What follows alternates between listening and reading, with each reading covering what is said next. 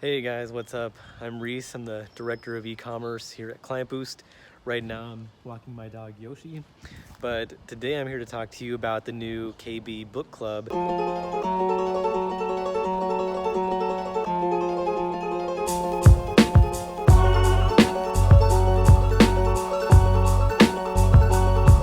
The KB book club came out in the last month or so, as part of our response to having to be in quarantine. So that explains why I haven't gotten my hair cut in like 6 or 7 weeks.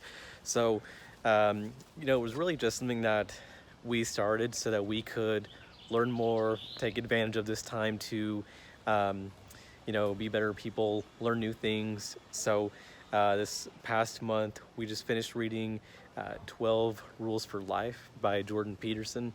We had an interesting discussion about that last week. We did not all have the same thoughts and feelings toward that book. So this coming month, we're going to be reading Thinking in Bets by Annie Duke, and super excited to be leading the discussion with everyone.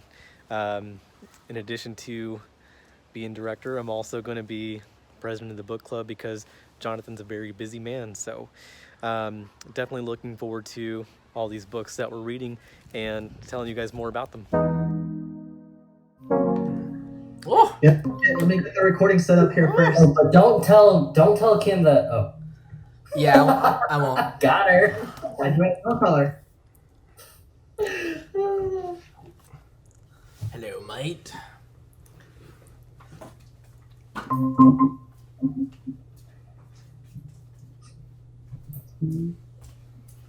Hello. Oh, Richard. It's the book club with Manny Pacquiao. How's it going? I create first. Joking on her birthday. Happy birthday Birthday to you. Happy birthday to you. Happy birthday, dear Sarah. Happy birthday to you. Nailed it. Beautiful. Thanks, guys. So, you recording? Yep. Okay, cool. There are more people in the book club, I'm sure. Oh, no, I'm not sure if I'm recording still. I don't know. What's the indicator that it's on? You're my backup. You're fine. So your hair is ridiculous. I know, thanks. You look good too, man. I just spilled on myself. Let me see here. Okay, so you guys saw my honesty. I did not finish the book completely. Who else did not finish the book completely? Oh. Fine, everybody. Cool. This is going well. Do you guys feel like, well, this was also a dense book, to be honest. Very fun. So, no hard feelings. But my hope is we can finish this before the next one comes. I mean, it's all about what you want to do yourself, right? And like, for me, the biggest goal is just to make sure that like, if KlientBoost is going to keep paying for it, let's make sure that it actually gets used and doesn't just like get sent for no reason. So just be honest. If you don't want to be part of it, completely okay with it, we'll keep going. JD, I'm wondering if there's like any possibility. I know like I personally prefer audiobooks. I don't know if there's like, I don't know what other people feel or if they would rather have an audiobook versus like a printed copy, but would there be like an option to get like an audiobook version instead of a printed copy version or? Mm-hmm. Yeah. Okay. Absolutely. You just did audio. I did. Oh, you did? Yeah. Oh, did you just do that through like Audible? I'm not sure if it's Audible. I'm using my iTunes for it, but I just asked Bales for it because I know he has read this audiobook, right? It's also yeah. Well, if people have those resources too, then yeah, just share those. And I know I prefer audiobooks just like while I'm working and stuff. So cool. But it is nice to own the book too, though. It looks nice. It is, yeah. Because then you can put it on your shelf and you just look smarter, you know. Yeah. I'm so impressed. Aaron, Sorry. can you actually pay attention when you're working? Because I can't. I have to be like walking or running. Like that's the I prefer listening to some sort of audiobook in the background or, music or something. But I mean, not everyone's the same. I can't listen to audiobooks when I work out though. I have to Listening music for that. All right, cool. So Reese, before you joined, we're basically coming clean and saying who hasn't finished the book yet. So it's okay if you haven't. But the goal before the next book arrives is that we're gonna, obviously finish the book. I think it'd be really cool to kind of like ask people openly, and then what I would really like to do is actually hand off the torch to somebody else to run this book club, because it's just too much for me to do it, but I still want to be part of it. And so we can talk about that too, which would be really nice. But first impressions, what did you guys think? Who wants to start? Oh man. So this, Okay, go. I read the majority of it. I've still got 3 more rules left. But yeah, what's interesting about it is I've known about Jordan Peterson for a while because he's very involved in a lot of political circles and different kinds of news outlets. And I'll just say, like, I'm skeptical of him. But I was just like, you know what? Like, I've got to be willing to, like, engage those ideas and, like, see things from his perspective and, like, understand how Jordan Peterson thinks and why he thinks the way he thinks. So I found it to be a really interesting exercise. First impression, I think it's funny because in the opening, he kind of gives it away where he's like, I came up with, like, these 100 simple rules that were really great. And someone said, you should do a book. And he's like, yeah, I should, but let's keep it simple. So I'm going to boil it down to 12. But then he took those 12 and he really went deep in them. Yeah. How much I would prefer like 25 light and fluffy rules versus 12 heavy duty biblical old school rules. Oh, man. But I gleaned some things out of it. That's awesome. We can talk about those things. On that note, I really appreciated that, like, it seemed like he took every single angle of, like, you're like, okay, you can stop now, I get it. But he's like, no, let me go deeper. And you're like, and then we're like, fuck, like, what the hell? But that to me made me more believe that's why that rule is a good thing to own, because I feel like he just did all the research for me that I could never imagine myself doing, right? That was really cool. I thought that's good. Richard, what you were mentioning about, like, having been familiar with Jordan Peterson and, because of that, any potential biases he might have. I actually had, like, I knew nothing about him going into the book. And so with that, like, for the first while, I was like, oh, okay, I wonder if he's like, I wondered if he had, like, a theology background in addition to, like, this, like, psychology stuff. But eventually, like, I think, like, halfway through, I started to look him up, and that's when I started to become more aware of, like, his other affiliations. And so, admittedly, that kind of, like, made things take a turn for me. But after I had a very long conversation about the book with Christine last night, who'd been kind of following my journey of initial openness and then eventual mixed feelings throughout the book. And so after that conversation, I think I've come to a place where I think a lot of the rules on a surface level do offer very clear and simple guidelines that are, like, pretty solid recommendations for the most part. Like, I don't think anyone has any issue with the ideas of being honest or, like, communicating clearly. But I think for me, I kind of lost him on, like, some of his reasonings behind those things, which can be helpful to others, but were not necessarily that thing for me. Real quick, what were his, like, affiliations outside? I'm curious. I'll cover that with you. Just Google search him, JD, and you'll see the first few articles that pop up. Like, when people when people on campuses are, like, protesting someone to come and talk about it because they're representing, like, the alternate side of kind of the SJWs and kind of safe space, which I think deserves valid criticisms. He's typically the guy in that role, and I respect the fact that he is incredibly intelligent and very articulated in his ideas, but he does have a lot of very kind of old school ideas and perceptions on things, I feel like. But in terms of his recommendations in this book, they are more to your personal life, and I think there's a lot of wisdom in it. But it was a little hard to brush through sometimes when he's just like, now I'm gonna, talk about Old Testament God and being rough on your kids and how Marxism is terrible and tearing apart the world. I'm like, is this necessary to put in here? Okay. Yeah, feeling that. I'm glad I'm not the only one. I'm still a fanboy. I'm looking at this stuff right now. I can't see anything bad yet, but we can talk about that later. That's different. So That's a different I conversation. I'm sorry I missed some of that. My internet went out.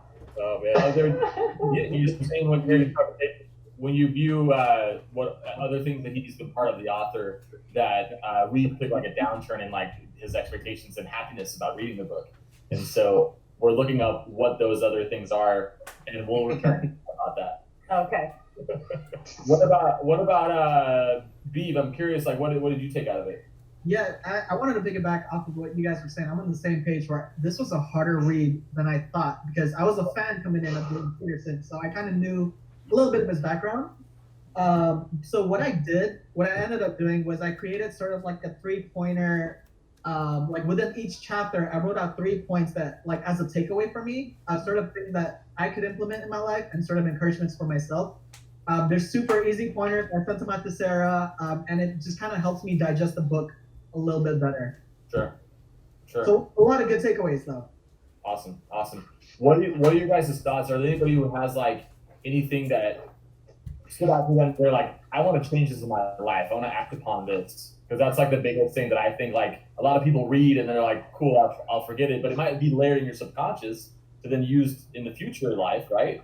But is there anything that you think that you want to take action of right now?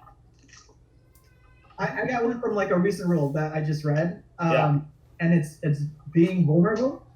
I think admitting your weaknesses, not being afraid to show that you're vulnerable, and I think that that's a good golden rule in life that I think a lot of people tend to not follow because you've been taught to like have your pride growing up, like don't be vulnerable, don't open up. Right. So I think that's a good rule that I kind of want to like implement more moving forward.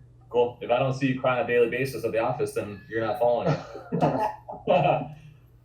Yeah, you guys, I think that might be a good idea because we have 20 minutes left, and then we can kind of open it up. Do you guys want to go through like one thing takeaway that you like that you might want to employ? This is Mitchell here. Sorry. I'm super sick right now. I literally had to go. Like I told Kim, I'm all sorry if I have to run off. I've been throwing up like all day. So Just go, bitch. I'm sure one of the rules is take it for yourself. Yeah. No, I think one of the things for me, because it's so easy doing that, is like putting blame on everything else and not taking that accountability. It just, I mean, even like Jonathan, we had a conversation about a client. The whole time I just got super defensive about every single thing. And you're like, Mitchell, like I'm trying to get better here. Like just take some ownership on where you can improve on. And we go from there. So I know it's an easy thing to kind of say, but it's just the truth. That's just something I struggle with because I just naturally think that's something I don't feel like it's my fault, but at the same time, there's always something I could have done different, and I just think it's the more adult, mature thing to do, taking that ownership overall. For sure, I love that. And on that note, real quick, I am very confident about myself. You guys know that. I almost borderline, can be cocky at sometimes. My whole thing about the vulnerability that Beavis mentioned about the things like you're not always knowing everything of what you're doing is the right way to do it. It just gets me excited to kind of be punched in the face and in the gut sometimes. Like there's a better way. And I'm like, oh shit, you're saying that I can level up even more than I am right now? Like, let me have that. Like, let me be that. And so if I come across of not being like that, like the vulnerability and all that kind of stuff, then I'm faking it and I'm not going to grow. So it's kind of a cool thing that I took out from the book as well too. Who wants to go next? I can go. I thought like what was really cool overall was like how kind of like basic some of the rules are, like just simply having like better posture, and then like obviously like how deep it went. 30 pages to explain it. Yeah. Yeah. The last rule had nothing. I didn't read it. I just skimmed it. It was like pet the cat in the street. That's literally the rule. I'm like, what? You could say that by saying smell the flowers. Like take time to smell the flowers. That's it. Yeah. But I felt like the rule that like resonated with me the most was tell the truth or at least don't lie. And you kind of like went into like outwardly telling the truth and being honest with other people, and then also being like honest about yourself. Kind of like what Beavis was saying about like admitting if you're if you're at fault, if you're not capable of anything, or asking questions and being honest about that. I thought it was kind of cool how he took the two different perspectives of like being honest with other people, but more importantly, like being honest with yourself is important as well. For sure. Awesome. Yeah, I'll say from my point of view, I struggled to get through the first two chapters. To me, he came across a bit as a misogynist, and maybe his audience more towards young men. So I was circling things like WTF, like why would he say that? Like, this is offensive to me. And then when I got to rule 3, there were some points in there where it's like it reaffirms a lot of the other things that I read, because I read a lot of self-help and stoicism things, and but and this one, like, just it sticks with me, like, make friends with people who want the best for you. And like, that's how I've lived my life for like the last, like, I think ever since I had children, because like ain't nobody got time for that. If someone's poisoning, like, you're out of my life. I don't have time, I have to put all my effort and my well-being into my children, into my husband, into my good friends. And so I think that was something that stuck to me. And I wrote down in my notebook, friendship is a reciprocal arrangement. 100% agree. You can't give all of yourself and expect nothing in return. So, and what I liked about reading this too is kind of like what Richard said when he opened it up, was I don't necessarily agree with a lot of things that Jordan Peterson says. Like, the values aren't aligned with my values, but I think to ignore what someone says just because they're different from you slows your growth down. So like, even though like he's different, he says things the way I might not say it, like, there's still a lot of the fundamental like beliefs that I believe in, which is really cool to see. Real bad.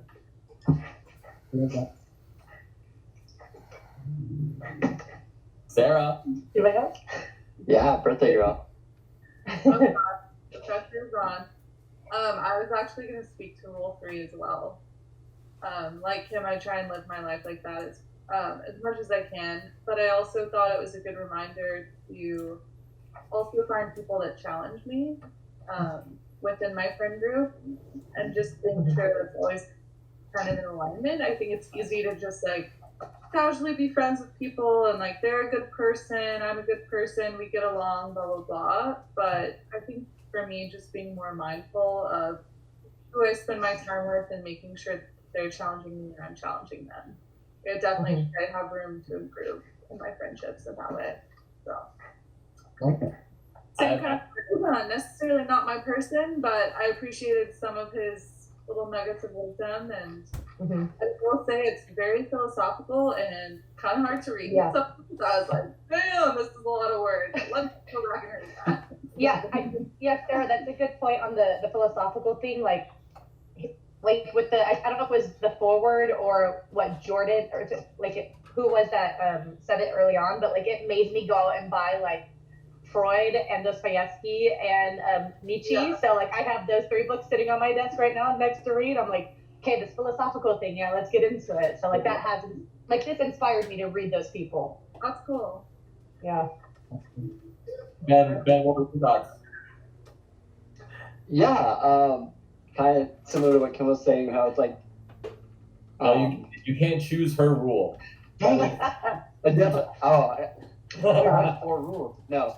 No, so I was gonna say, like, when we were RVing, like, we kind of learned that, like, we felt like we were putting so much energy into relationships and getting nothing in return, and then having that break, like, really helped us. But I also like rule number 4 quite a bit, where it's talking about comparing yourself to where you were yesterday to like where other people are today. And just 2 points that I kind of took notes on. The first one was talking about we're always focusing like with our eyes on something, and so that automatically makes us aim or focus on that thing. And so that just got me kind of thinking of like, what do I spend my time reading, focusing on, trying to work on? Because if I am doing it intentionally or not, like, that's what I'm putting my energy, my focus into. So it's like, is it just like Netflix and Tiger King, or is it like other things that are gonna make me better? And then the other thing in that same chapter I really liked that he said was, what could I say to someone else that would set things a bit more right between us tomorrow? And so like that's been something I've been trying to, at the end of the day when I'm trying to plan my next day, like what I'm gonna tackle, I'm trying to put some thought into that. It's like, so if I have a call with somebody, or my wife or something like that. It's like, what's something that I could do to kind of make things like setting ourselves up even better and making a point to mention that or say something or, yeah, that was like one of the big things I got from that. And I'm going to try to take out of this book. That's awesome. George, what about you?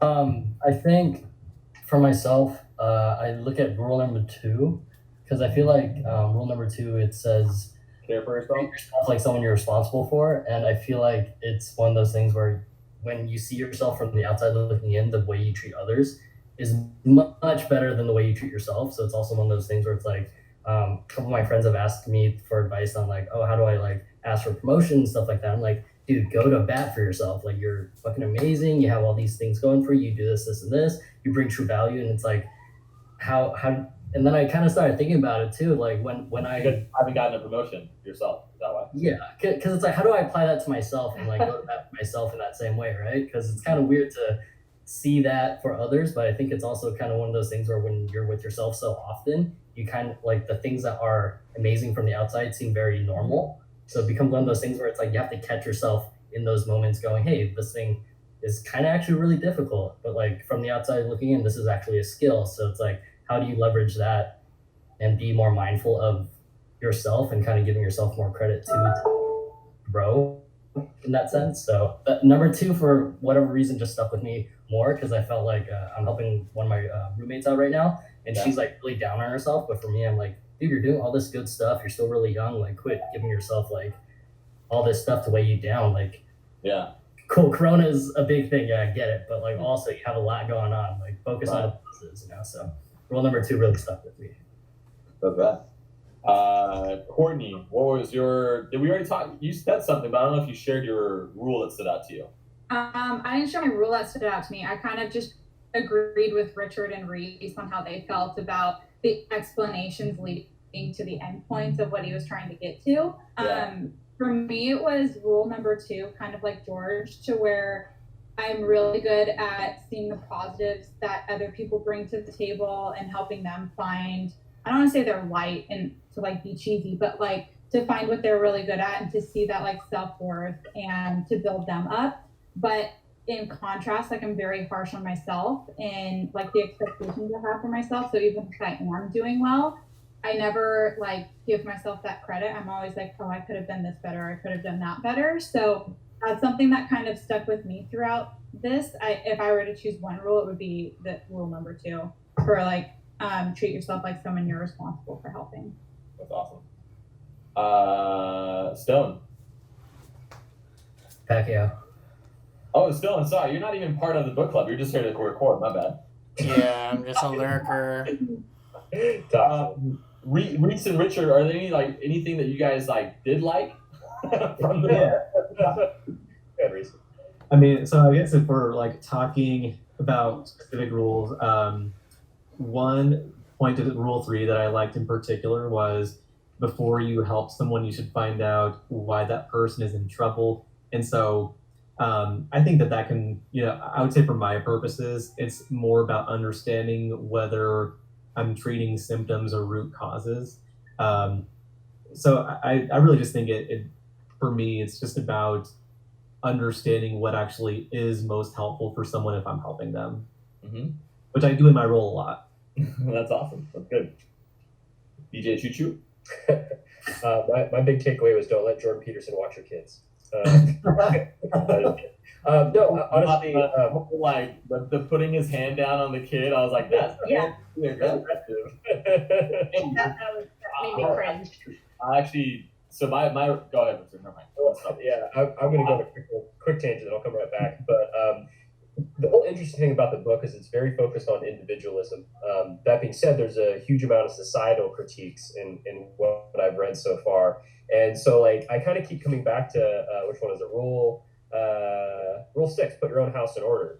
Because Jordan Peterson makes a lot of prescriptions on stuff, but like a lot of this I felt like was critiques of society. So that was the most interesting part I found about the book, and I'm like continuing to kind of engage with those ideas. And I've even been like in addition to reading this book, I've been like looking into other philosophies that are talking about other elements of what he's talking about, but kind of going more down like the postmodernism route and neo-Marxism and all that kind of crazy shit. But that being said, a rule actually that I read and I wrote a lot of notes on because I was like, oh, this is really good, and I appreciated the way that Jordan Peterson talked about it, was Rule 4.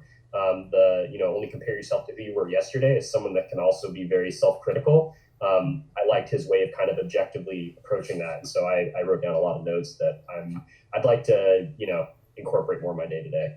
Nice. It's funny how none of us have a rule that we like past Rule 7. You notice that? You just read that. So, too dense. So, do you guys remember in the first rule about like the amount of descriptive talk about lobsters? Yeah. And, like your lobsters and beer, right? Like you are basically an expert now on lobsters. So funny enough, like the whole stand up straight, which is like Rule 1, we had John Wooden, who's the most winningest NCAA men's basketball coach from UCLA. His grandson went to Ocean View High School, where I went to, and we actually played together. He came and actually would lecture us. And I remember his like pyramid of success. It's like, don't complain, don't whine, things like that too. And that just reminded me more. So like, I feel like I'm doing a lot of the right things where I'm like, I don't find myself, I could be wrong, but I don't find myself complaining or pointing fingers hardly ever. And I really like that about myself. And that's something that I was like, okay, that's a good strength. Like, this is why I agree and like Jordan Peterson. I'm going to keep reading. But the thing that stood out to me the most was, don't let your children do anything that's going to make you dislike them. I thought that was really cool, because a lot of those things that you, obviously if they throw a tangent or they, are temperamental, in the moment you might not be able to do much of them, but if you allow that behavior to continue, it actually can in many ways set them up for failure down the road, right? And I think a lot of things that happen if you go to therapy or anything like that, which I do myself, you learn a lot of these things that actually started and seeded when you were a lot younger, that could have been better and could have been changed if your parents had known better too. So that stood out to me. That's something that I'm changing and putting into practice. And then the two things, or one thing that I think is really important for me, especially related to KB, is to speak with precision. Because a lot of times I come and say something really quick to my team, and they're like, I don't know if we really got the full gist of what you're saying. And so we're going to assume that we know what you're saying, and then we're going to do it, and then I'm going to come back and be like, no, that's not what I had intended. And so I need to be more detailed. I need to slow down when that happens. I'm sure designers, if you're doing anything like freelance stuff, you're like, I think to like, hey, how do you make it pop more? How do you can you jazz it up a bit? And you're like, what the frick does that mean? And so that's something that I think I can do a lot better with at work. And the thing that I actually like the most, and I want to ask you guys this too, when you think things are going really well for you at home or personally or even career-wise, do you sometimes have a feeling that like this is too good to be true, like something bad's about to happen? All the time. Yeah. I used to. Yeah, that's awesome. So the thing that stood out to me that I was like, made me not worry about that was, he basically said something along the lines like, the good can get better and the bad can get worse. But it's also, again, based off like your goals and what you're focusing on, that kind of leads you to what you're actually going to achieve. And like Ben said, like whatever you look at is what you're focusing on. That's what you're moving towards too. So that was kind of like the thing that I was going to use to wrap it up. But yeah, any other thoughts, you guys? Cool.